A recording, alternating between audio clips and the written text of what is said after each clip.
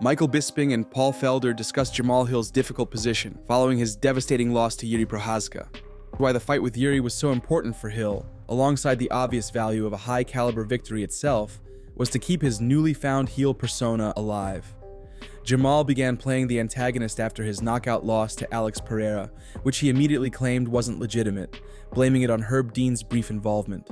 Whether he was poking at the champion and his fan base out of his natural dislike of him and an overwhelming desire for revenge, or he simply recognized that in order to get to the top again and be granted another title shot with the Brazilian, he would have to get higher engagement from fans, and more eyes are always more lucrative.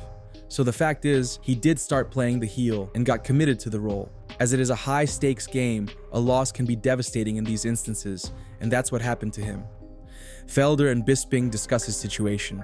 Everybody likes to chat shit right now on Jamal because he's kind of, he's turned himself into a heel, shall we say. Yeah, you can't doubt the heart because he fought his ass off. He was done in the first. Gets up, gets dropped again, works his way back to the feet again. Then he's blowing out of his ass. He looked exhausted and then arguably won the second round. It was close. So, he is a dog, man. He fights. Yeah, I know he lost, but I think having a battle like that with somebody like Jiri, and I know a lot of people are going to talk shit immediately, but hey, dude, you manned up in that fight. You showed that you're an exciting, high-level fighter, and I know it's a couple losses in a row to the absolute best guys. He got to that title pretty quick, and he's shown that he's still got it. Just go recover from that one and try to get another fun fight. Hopefully you go out there and get a win, because if that's the Jamal Hill that's showing up every time he fights, I'm tuning in every single time to watch that. Robert Whittaker shares thoughts on Khamzat Chimaev's chances with Dricus Duplessy or Sean Strickland. The former middleweight champion has first-hand experience in assessing the Chechen prospect's potential, and his gruesome injury, which he suffered in their fight, is well known by the community. Most fans shared the shock of seeing Whittaker tap so quickly as Chimaev began applying the squeeze of his face crank. But as Rob says, the most impressive thing about Chimaev's skill set wasn't his power or speed, but his wrestling technique, and the manner in which he transitioned from grappling control to a devastating finishing move.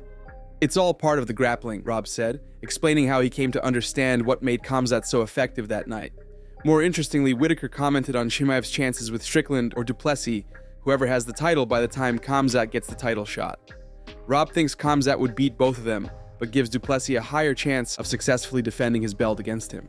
You can't go straight back up, because once you hit that fence, he reaches for the ankles and then just starts that wrestling chain, that wrestling transitions into the wall. But that initial takedown is hard to stop. I think he beats both of them. I do. I think Dricus would be the harder opponent of Sean and him, just because if Dricus survives, Dricus is just good at surviving, at being there. And if we've seen anything with Chimaev, is that he gets tired committing so heavily to his shot and the grappling transitions early in the fight. So maybe that plays out differently if it gets dragged out later. I don't see him having a problem with Sean though, at all. What can Sean do differently to change the outcome last time? So he was the champion and he still got it, granted controversial, but he lost a decision fight as a champion. And now they're going back in the same sort of matchup pairing, but he's not the champion now.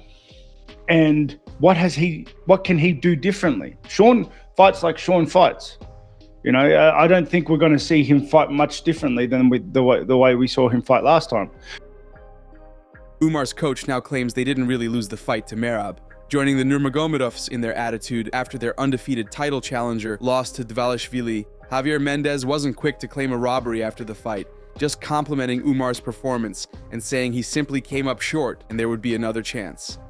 This was immediately after the fight, in the very short sound bites we got from Umar's coach. But now, he seems to have changed his tune, claiming that he didn't know Umar's hand was broken before the team left the arena after the loss, and that Umar was still able to piece Merab up. But perhaps the most interesting thing Mendez said was that Merab basically deceived the judges to score the final and the most important round for him by playing to the crowd and showboating, which swayed them into giving the champion the 5th round and securing him a successful title defense. Here's what Javier said. He didn't ragdoll Umar one bit. He got Umar tired.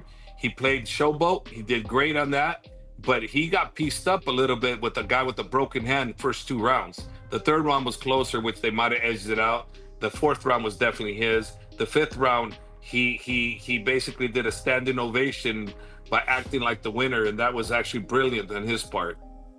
Well, whatever the UFC wants to do, if they want a rematch, I'm down for it. O'Malley and him were not that even close of a fight. I think Peter Yan, if you're talking to me as who deserves it, you know, I say Peter Yan, based on his performance. His last performance was fantastic. Of course, you know, being biased, I want to say, no, us, but let's face it, you know, we got to be real. And I think Peter Yan, but if you're looking at sales, maybe O'Malley gets the most sales. And this is a business first, so you got to understand that, which I do. So the UFC will look and see what makes the most sense. And if they decide to do a rematch, they're going to do a rematch because it makes the most sense.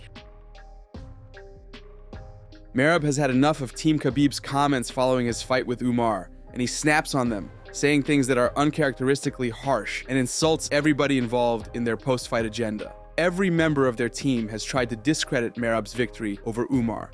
And while not all that surprising, perhaps the thing that rubbed Merab the wrong way is, as he describes it, arrogant attitude from Team Khabib. The Georgian champion went live on Instagram while he was sitting in his car alongside his Georgian friends, who had come to Vegas to support one of their own in his high-stakes bout with Khabib's cousin. And when a fan insulted Umar and his team for their behavior, Merab agreed and repeated the sentiment, calling Umar and his crew hyenas. But even more interestingly, another fan made a disparaging remark about Umar and his Dagestani crew trying to get back at Merab for his criticism of their behavior, to which Merab suggested an even better solution in his mind. ეგრე ყოფილან ჯიგრებო, ეგრე ყოფილან.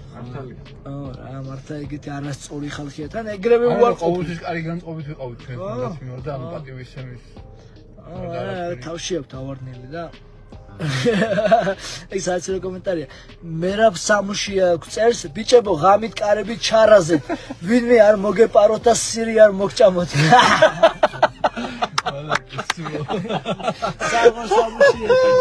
აი ეს ეგრეა რა. აი მართალია. ხო რა, აი მოკლედ.